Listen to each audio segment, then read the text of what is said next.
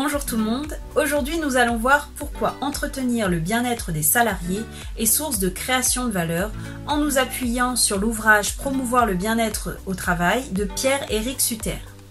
L'auteur nous explique que promouvoir le bien-être, c'est l'opportunité de créer de la valeur.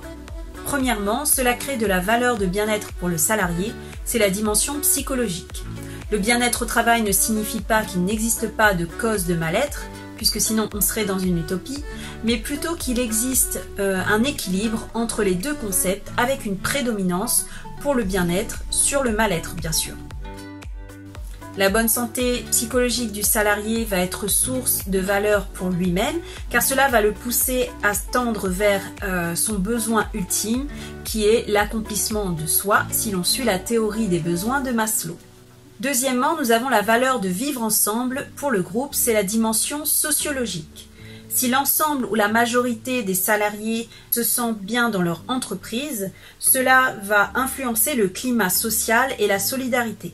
Ce qui signifie que par exemple, un salarié qui va être bloqué dans une tâche va avoir plus de facilité à demander de l'aide et donc cela va favoriser toute la chaîne de production. Des salariés en bonne santé psychologique vont permettre de diminuer les conflits sociaux et vont permettre d'encourager les bonnes pratiques sociales. Ensuite, promouvoir le bien-être au travail va permettre des coûts moindres pour le dirigeant, c'est la dimension organisationnelle. Un salarié qui est bien dans son travail va être un salarié plus productif, qui va être beaucoup plus engagé, qui va faire plus que ce qu'on lui demande. Il va alors apporter de la valeur ajoutée à ses missions et donc à sa production. A l'inverse, un salarié insatisfait de son poste et de l'environnement dans lequel il interagit va faire moins d'efforts, beaucoup moins d'efforts, et va consciemment ou inconsciemment s'adonner à des pratiques de sabotage. Un salarié qui aime ce qu'il fait et les conditions dans lesquelles il le fait va faire durer sa présence dans l'entreprise, ce qui pour l'entreprise est synonyme de gain de productivité et d'expérience. Les anciens permettent alors aux plus jeunes d'être opérationnels plus rapidement et la mouvance positive du groupe va permettre aux nouveaux de s'intégrer plus facilement.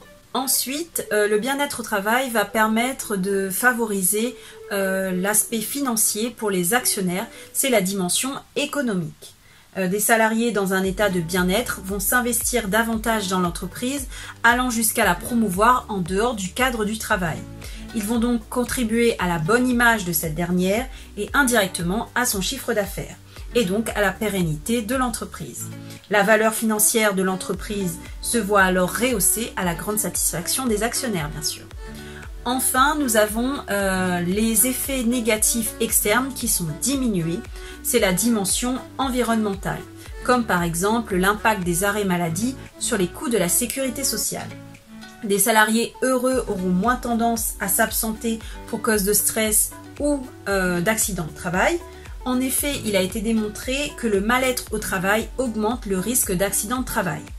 Attention tout de même à ne pas tomber dans de mauvais travers, comme par exemple devenir des bourreaux de travail ou faire preuve de présentéisme, qui est le fait de venir travailler alors même que l'on est malade, car ces phénomènes vont augmenter le coût pour l'entreprise. Si le sujet vous intéresse, je vous invite à cliquer sur les liens en description de la vidéo pour en savoir plus, à liker la vidéo et bien sûr à vous abonner pour ne pas manquer les prochains sujets. À bientôt!